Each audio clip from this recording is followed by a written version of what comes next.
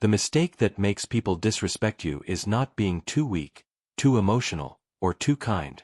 It is teaching them, little by little, that your limits do not matter. That your silence can be used against you. That your patience has no end. That your time is always available. And the hardest part is this: most people do not begin by disrespecting you. They begin by testing you. And if every test is met with your surrender, what started as a small boundary being crossed becomes a habit. Then one day you wake up, hurt and confused, asking why no one values you, when in truth you spent too long showing everyone that access to you had no cost. This is painful to admit because it forces you to see something uncomfortable. Disrespect is not always loud in the beginning. Sometimes it arrives disguised as a joke you tolerated, a delay you excused, a favor you agreed to when you were already exhausted, a message you answered immediately even after being ignored for days, an apology you accepted without change, a pattern you recognized but kept forgiving because you were afraid that saying, "enough," would make you look cold, difficult, or selfish. But life has a cruel way of teaching the same lesson until it is learned. What you keep allowing will keep returning. A lot of people suffer not because they are hated, but because they are too available to those who have not earned that access. They keep offering understanding to people who offer convenience in return. They keep giving calm to people who bring chaos. They keep lowering their standards to avoid conflict, not realizing that every time they do that, they are not protecting peace. They are training disrespect. And this is why the soul becomes tired. Not only because others took too much, but because deep down, you knew it was happening while it was happening. You felt the discomfort. You noticed the imbalance. You sensed the small humiliation of being treated as if your emotions were negotiable. But you stayed. You explained. You adjusted. You hoped. Stoic wisdom begins where illusion ends. And one of the biggest illusions people live with is the belief that being endlessly accommodating will make them loved. It will not. It may make you useful. It may make you convenient. It may make you easy to keep around. But love without respect becomes consumption. Connection without boundaries becomes control. And kindness without discernment becomes self-betrayal. Marcus Aurelius reminded himself that your mind can remain your own. But many people lose their dignity before they lose anything else, because they hand over the authority of their inner world to the opinions, moods, and demands of others. The truth is, people study your reactions more than your words.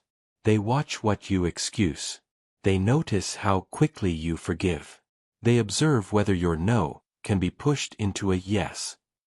They learn whether guilt is enough to move you, whether distance is enough to scare you, whether silence is enough to make you chase. And if every pressure works, then your image changes in their eyes. Not because you are worthless, but because you appear unguarded. Not because you lack value, but because you refuse to protect it. That is why this error is so dangerous. It does not destroy your respect all at once. It erodes it in fragments. In the moments you laugh at what hurt you. In the times you answer with softness when firmness was needed. In the habit of over-explaining your boundaries to people who were never trying to understand them. In the way you continue giving second chances to those who used the first one to reveal exactly who they are. Seneca spoke often about the misuse of time, but disrespect is also a theft of time. Because every moment spent tolerating what diminishes you is a moment spent moving away from peace. And maybe this is the part that cuts the deepest. Some of the disrespect you receive today is connected to the fear you refuse to confront. The fear of being alone. The fear of being misunderstood. The fear of disappointing people. The fear of looking harsh. The fear that if you become less available, less agreeable, less easy to use, you will lose your place in someone's life. But if keeping your place requires losing your self-respect, then that place was never safe to begin with. Many people think respect comes from status, appearance, money, or power. Sometimes it does in shallow environments. But real respect, lasting respect, begins with self-command, with emotional discipline, with the quiet strength to say, "This does not work for me," and not collapse under the discomfort that follows. Epictetus taught that we suffer when we try to control what is outside us and neglect what is within us. And one of the clearest examples of that is this: trying to force others to value you while refusing to value your own limits. You cannot beg for respect and keep it at the same time. You cannot chase dignity. You embody it. This is why the first correction is internal, not external. Before you change how you speak, you must change what you believe you deserve. Because as long as you secretly believe that love must be earned through overgiving, you will keep abandoning yourself in small ways. You will keep saying yes when your body says no. You will keep staying calm in situations where calm has become an excuse for passivity. You will keep calling it patience when in reality it is fear. And that inner confusion becomes visible. People may not know how to name it, but they can feel it. They feel when someone is disconnected from their own worth. There is a difference between peace and submission. A huge difference. Peace is chosen from strength. Submission is chosen from fear. Peace says, I do not need to fight every battle. Submission says, I am afraid to defend myself. Peace keeps dignity intact. Submission trades dignity for temporary relief. And many people confuse the two. They think enduring everything makes them mature. They think never reacting makes them wise. They think absorbing every insult silently makes them superior. But wisdom is not the absence of response. Wisdom is the mastery of response. Sometimes the most peaceful thing you can do is withdraw your presence from what repeatedly dishonors it. If this reflection is reaching something real inside you, take a moment to subscribe to the channel and leave a like. Sometimes one simple message arrives exactly when someone needs to stop abandoning themselves. You do not need to become cruel. You do not need to become cold. You do not need to start treating people badly just because they failed to treat you well. That is not strength. That is contamination. Stoicism does not teach bitterness. It teaches clarity. It teaches proportion. It teaches that your energy is precious and that not everyone deserves the same access to it. It teaches that your reactions should be governed by principle, not by wounded pride. But it also teaches that allowing repeated disrespect is not virtue. It is negligence toward your own soul. Look closely at where your life feels heavy. In many cases, heaviness is not coming from responsibility. It is coming from tolerated misalignment.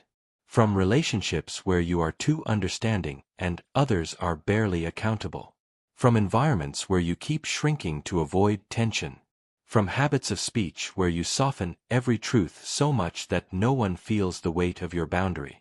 And over time, this creates resentment. Quiet resentment. The kind that sits in the chest. The kind that makes you feel invisible even in a crowded room. The kind that makes you exhausted after simple conversations because every interaction is draining something you were never meant to give away so cheaply. And then comes the dangerous stage. When you start blaming yourself for the disrespect you feel, but without changing the pattern that creates it. You become more self-aware, but not more decisive. You understand the problem, but still negotiate against yourself. You tell yourself, next time I will speak differently, but when next time comes, the old fear returns. The old need to be accepted returns. The old habit of minimizing your pain returns. This is why awareness alone is not enough. Insight without action becomes another form of suffering. You have to become someone whose presence carries weight because your standards carry weight. Not loudness. Not aggression. Weight. The kind that comes from inner alignment. The kind that makes your words simple and firm. The kind that does not tremble every time someone disapproves. The kind that no longer explains the obvious to those committed to misunderstanding. The kind that knows silence is powerful, but only when it comes from choice, not helplessness. There are moments in life when the most important thing you can do is stop asking, how do I make them respect me? And start asking, why have I been participating in what weakens my own value? That question changes everything. Because now the focus returns to the only place real power has ever existed. Your choices. Your standards. Your willingness to walk away from what repeatedly insults your dignity. Your courage to disappoint those who only liked the version of you that never resisted. And maybe that is the real turning point. Not when other people suddenly change, but when you stop making your peace dependent on their change. When you stop waiting for fairness from people committed to taking advantage of your softness. When you finally understand that protecting your inner life is not selfish. It is necessary. It is adult. It is honest. It is the beginning of emotional freedom. So pause here and ask yourself something with total honesty. Where have you been trying to be understood instead of simply being clear? Where have you been giving more chances than truth requires? Where have you been calling your self-neglect love, patience, or maturity? Because the answer to that question may reveal the exact place where respect began to leave your life. And once you see it, really see it, you cannot continue the same way without betraying yourself consciously. That is where change begins. Not in anger. Not in revenge. In clarity. In the quiet decision that from this moment on, your kindness will no longer exist without boundaries. Your patience will no longer exist without discernment. And your presence will no longer be offered where your dignity is repeatedly ignored. Once you begin to see this pattern clearly, another truth appears behind it. Disrespect rarely grows in places where self-respect is visible. It grows where confusion lives, where guilt is easy to trigger, where boundaries sound uncertain, where kindness is offered without structure, where someone keeps saying, through actions, I do not want to lose you, even if keeping you costs me too much. And the world is harsh with people who keep making that offer. Not always intentionally. Not always maliciously. But consistently. This is why the issue is deeper than a single argument, a single relationship, or a single moment where someone crossed the line. The real issue is the internal message you send every time you remain available to what wounds you. Because every repeated act of self-abandonment shapes your identity. At first, it feels small. You let one thing slide. Then another. Then another. But eventually, you stop being surprised when people ignore your needs, because some part of you has already started doing the same. That is the hidden damage of chronic disrespect. It does not only affect how others treat you. It changes how you see yourself. You become hesitant. You start second-guessing your instincts. You feel guilty for wanting basic consideration. You begin to believe that maybe you are expecting too much, asking too much, feeling too much. And that distortion is dangerous because it makes you easier to control. The person who no longer trusts their own discomfort becomes vulnerable to every manipulative explanation. Every excuse sounds reasonable. Every apology sounds sufficient. Every small gesture feels like proof that things might change. And so the cycle continues. Stoic thought pulls you out of this fog by asking a severe but liberating question. What is in your control right now? Not their character. Not their maturity. Not whether they finally understand your value. Not whether they regret how they treated you. What is in your control is whether you keep participating. Whether you keep explaining yourself to closed hearts. Whether you keep negotiating with what has already shown you its nature. Whether you keep handing your peace to people who only notice you most when you start pulling away. A lot of suffering comes from hoping that repeated pain will eventually transform into reward. That if you stay soft enough, patient enough, loyal enough, one day the disrespect will turn into appreciation. But life does not work that way. Repetition reveals truth. If something dishonors you once, it may have been immaturity. If it dishonors you again and again, it is a pattern. And when a pattern is clear, your continued participation becomes a decision. That is not said to blame you. It is said to wake you up. Because waking up is painful. It means admitting that some of your exhaustion is not accidental. Some of your emotional heaviness is tied to doors you keep reopening. Conversations you keep returning to. Dynamics you keep trying to repair alone. It means admitting that your compassion has sometimes been used against you because you offered it without wisdom. And wisdom matters. Kindness alone is not enough. Good intentions alone are not enough. A calm heart still needs clear boundaries, or it will become a resting place for chaos. People often misunderstand strength. They think strength is domination, or coldness, or the ability to stop feeling. But true strength is much quieter than that. It is the ability to remain centered when someone tries to provoke guilt in you. It is the discipline to stay consistent after setting a boundary. It is the refusal to rush back just because distance made them suddenly attentive. It is the clarity to recognize when someone misses your availability, not your presence. And those are two very different things. Many people are not attached to you. They are attached to your access, to your patience, to your emotional labor, to the version of you that made life easier for them while becoming heavier for yourself. That is why one of the most important questions you can ask is not, do they care about me? But, who do they become when I stop overgiving? That question reveals everything. When you stop chasing, stop fixing, stop making excuses, stop absorbing every discomfort to keep the connection alive, what remains? Respect or irritation? Understanding or punishment? Closeness or control? Many answers become clear only when you stop making everything easy for everyone else. And that moment feels uncomfortable because it threatens an old identity. The identity of being the one who always understands. The one who never makes things difficult. The one who forgives quickly. The one who can be counted on no matter how tired, hurt, or drained they are. People often praise this version of you, but praise can be misleading. Sometimes what people admire is not your depth. It is your convenience. Sometimes what they call your good heart is simply the fact that you never force them to confront themselves. You carry the emotional cost, and they call you mature. But maturity without self-protection becomes self-erasure. And no philosophy worthy of respect asks you to disappear in order to be virtuous. Stoicism asks you to govern yourself, not to erase yourself. It asks you to master your impulses, not to silence your dignity. It asks you to respond with reason, not surrender with fear. There is a big difference between not being ruled by emotion and pretending your pain is unimportant. One is discipline. The other is denial. This is where many people need to make a serious correction. They need to stop thinking that every uncomfortable truth must be delivered gently enough to protect the feelings of those who never protected theirs. Not every truth needs decoration.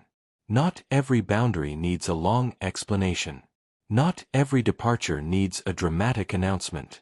Sometimes the most powerful thing you can say is very simple: this is no longer acceptable. And then live in a way that proves those words have substance. Because words without consequences teach people not to take you seriously. If you say you are tired of being ignored, but remain available the moment they return, the message is not your complaint. The message is your inconsistency. If you say you deserve better, but continue accepting the same treatment, your standard becomes invisible. And this is why boundaries are not statements. They are decisions. They are patterns. They are evidence. They are the quiet alignment between what hurts you and what you no longer permit. If this part of the reflection is speaking directly to something you've been carrying, leave a like and subscribe to the channel. And if you want, write in the comments one word that describes what you are learning to protect in your life right now. There is also another mistake hidden inside disrespect: personalizing everything. Not every act of disrespect is proof that you are not enough. Sometimes it is simply proof that the other person lacks discipline, empathy, character, or self-awareness. Stoicism is useful here because it separates your worth from their behavior. Someone can mistreat you and still reveal more about themselves than about you. But that truth only helps if you use it correctly. If you turn it into passivity, it becomes another excuse to tolerate what should have ended. If you turn it into clarity, it becomes freedom. You realize, their behavior may not define me, but my response absolutely shapes my life. And this is what the disrespectful dynamic fears most: your inner separation. The moment you stop internalizing everything. The moment you stop seeing every crossed line as a challenge to prove your love, your patience, or your understanding. The moment you stop asking, "How do I get them to finally do right by me?" and begin asking, "Why am I still offering my peace to this?" That shift is powerful because it ends the emotional trap. You stop performing for validation. You stop fighting to be chosen by people who only chose you when you were easy to consume. Peace begins returning the moment you stop volunteering for roles that injure you. The rescuer, the over-explainer, the endlessly patient one, the emotionally available one for people who are never available in return. These roles often feel noble, but many of them are rooted in fear. Fear that if you stop carrying the connection, it will collapse. And maybe it will. But that collapse would not be the tragedy you once imagined. Sometimes collapse is revelation. Sometimes what falls apart was only standing because you were holding all of it alone. That realization is painful, but it is also clean. It removes confusion. It stops the mind from romanticizing imbalance. It stops the heart from calling scraps devotion. It stops the soul from turning survival into identity. Because you were not made to live in constant emotional compromise. You were not made to shrink your standards just to avoid being left. You were not made to prove your worth through endurance. There is no honor in staying where your dignity has to beg for oxygen. And maybe the deepest reason people remain in disrespectful patterns is not lack of intelligence. It is hunger. Emotional hunger. The hunger to be seen, valued, understood, chosen. That hunger can make almost any treatment feel tolerable if it comes with occasional affection. That hunger can confuse inconsistency with depth. It can confuse emotional intensity with connection. It can confuse relief with love. And once you see that, you understand why self-respect is not just about behavior. It is also about healing the emptiness inside you that keeps mistaking attention for care. If you do not address that emptiness, you will keep repeating the same cycle with different faces, different voices, different promises, same wound, same compromise, same ending. You will keep hoping that the next person, the next opportunity, the next connection will finally treat you the way you long to be treated, while still carrying the same old fear that makes you betray your own standards the moment tension appears. This is why the real work is inward. Not glamorous. Not dramatic. Quiet work. Honest work. The work of rebuilding your relationship with your own value until your spirit no longer panics when someone pulls away. Because when you stop panicking, you stop negotiating from fear. And when you stop negotiating from fear, everything changes. Your voice changes. Your pace changes. Your decisions change. You no longer rush to repair what you did not break. You no longer explain your pain to people committed to misunderstanding it. You no longer confuse access with intimacy. You no longer feel responsible for managing how everyone else feels when you finally choose yourself. And that is the beginning of a different life. Not a perfect one. Not a painless one. But a cleaner one. A more honest one. A life where your peace stops being available for cheap exchange. A life where your kindness still exists, but now it stands beside discernment. A life where your heart remains open, but not unguarded. A life where your presence becomes more respected because it is no longer desperate to be kept. This is the correction most people avoid because it demands something uncomfortable: grief. You have to grieve the version of you that thought tolerance would save everything. You have to grieve the fantasy that the right amount of patience would transform disrespect into devotion. You have to grieve the time you lost waiting for others to become what they kept showing you they were not. But grief is not weakness. Sometimes grief is the doorway to self-respect, because it forces you to release what your illusions kept alive. And once you release it, even a little, a quiet strength starts forming. Not loud. Not theatrical. Just steady. A strength that no longer needs to prove itself through suffering. A strength that understands restraint is not the same as surrender.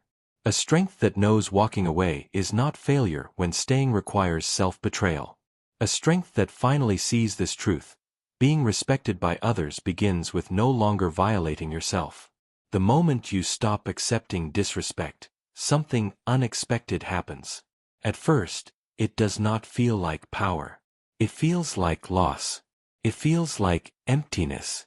It feels like silence where there used to be noise, distance where there used to be constant contact, discomfort where there used to be familiar chaos.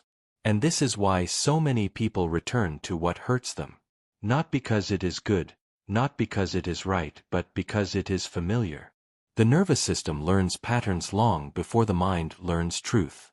So when you finally begin to choose yourself, your old habits will try to convince you that peace is loneliness, that boundaries are cruelty, that self-respect is selfishness. But that is not wisdom speaking. That is withdrawal from what once kept you emotionally occupied. And this is where Stoic discipline becomes more than an idea. It becomes practice. It becomes the ability to sit with discomfort without immediately escaping back into what dishonors you. It becomes the ability to let silence be silence. To let distance reveal what closeness was hiding. To let people misunderstand you without rushing to correct every false image they form. Because one of the deepest signs of growth is this. You stop needing to be perfectly understood by people who never intended to understand you fairly. That changes the way you move through life. You become less reactive, less eager to defend yourself at every turn, less desperate to convince people of your heart. You begin to understand that dignity does not beg for recognition. It stands still. It stays clear. It lets time expose what words never could. And that kind of inner steadiness is rare. In a world where so many people are constantly performing, explaining, chasing, and proving, the person who has learned to remain grounded becomes impossible to ignore. But make no mistake, this grounded version of you is not built in one decision. It is built in repeated moments of restraint. In the texts you do not send just because you feel lonely. In the apology you no longer offer for having basic standards. In the invitation you decline because your peace matters more than appearances. In the pause you take before responding to disrespect, realizing not every reaction deserves your energy. That is where power returns. Quietly. Through repetition. Through discipline. Through the sacred decision to stop abandoning yourself in small ways. Marcus Aurelius often returned to the idea that your mind becomes colored by what it dwells on. And many people who feel disrespected live with a mind constantly colored by anticipation, resentment, anxiety, and emotional exhaustion. They are always bracing, always decoding, always wondering what someone meant, why they pulled away, why they came back differently, why they crossed a line and then acted as if nothing happened. That mental state steals peace before life even has the chance to challenge you. It is not just the disrespect itself that drains you. It is the inner disorder it creates when you keep giving it space. So part of reclaiming your respect is reclaiming your attention. You must become careful with what you allow to live rent-free inside your mind. Not every opinion deserves your reflection. Not every offense deserves a permanent home in your thoughts. Not every wound deserves endless analysis. Some things need to be understood once and released. Some people need to be seen clearly and then placed at a distance. Some patterns need no final explanation, only a final decision. Peace becomes possible when you stop reopening the same emotional door just because your heart still wishes the room behind it looked different. And there is another form of disrespect that is more subtle, but just as damaging. The disrespect you continue toward yourself after others have already harmed you. The way you replay the moment. The way you question whether you were too sensitive. The way you blame yourself for trusting, caring, hoping, staying. The way you punish your own heart for being sincere in a world that often rewards performance. That must end too. Because healing does not begin when others become better. Healing begins when you stop turning your pain into evidence against your own worth. You were not foolish for wanting honesty. You were not weak for wanting closeness. You were not wrong for hoping to be treated with care. What wounded you was not your desire for something real. What wounded you was staying too long in places that could only offer fragments while asking you to call them enough. And that distinction matters. Because once you understand it, shame begins to loosen its grip. You stop seeing your pain as proof of failure, and start seeing it as proof that something inside you was always asking for more truth than you were receiving. That is why the real correction is not becoming hard. It is becoming true. True in your words. True in your standards. True in your sense of what belongs in your life and what no longer does. Many people build false strength after disrespect. They become colder, sharper, more cynical. But cynicism is not wisdom. It is just pain that gave up on trust. Stoicism offers something stronger than cynicism. It offers self-command. A stable center. The ability to remain open without becoming naive, careful without becoming fearful, kind without becoming easily used. And once you begin living from that center, you notice something almost immediately. Not everyone can come with you. Some people were only comfortable with the version of you that lacked boundaries. Some people only felt powerful around the version of you that doubted yourself. Some people only remained close because you were always available, always forgiving, always reachable, always willing to soften the truth. When that version of you begins to disappear, certain relationships begin to shake. Let them shake. What is built on your self-neglect deserves to tremble when self-respect enters the room. That does not mean you become cruel. It means you stop being negotiable in the places that matter most. Your values stop changing according to who might leave. Your dignity stops bending according to who feels offended by your clarity. Your peace stops becoming collateral damage in every relationship that asks too much and gives too little. This is a beautiful kind of maturity, because it is no longer based on being liked. It is based on being aligned. And alignment changes everything. It changes how your presence feels. People sense when someone no longer carries hidden desperation. They sense when your kindness is real but no longer endless. They sense when you are emotionally available but no longer easy to manipulate. They sense when your silence is chosen, not fearful. They sense when your words come from conviction, not from the anxiety of being accepted. That is why self-respect often looks invisible from the outside, but it is deeply felt. It changes the atmosphere around you. If this reflection has touched something deep in you, subscribe to the channel, leave a like, and write in the comments the word clarity if you are done confusing tolerance with strength. Sometimes naming a truth is the first step toward living it. There is also peace in accepting a hard reality. Some people will only respect the boundary after they lose access to you.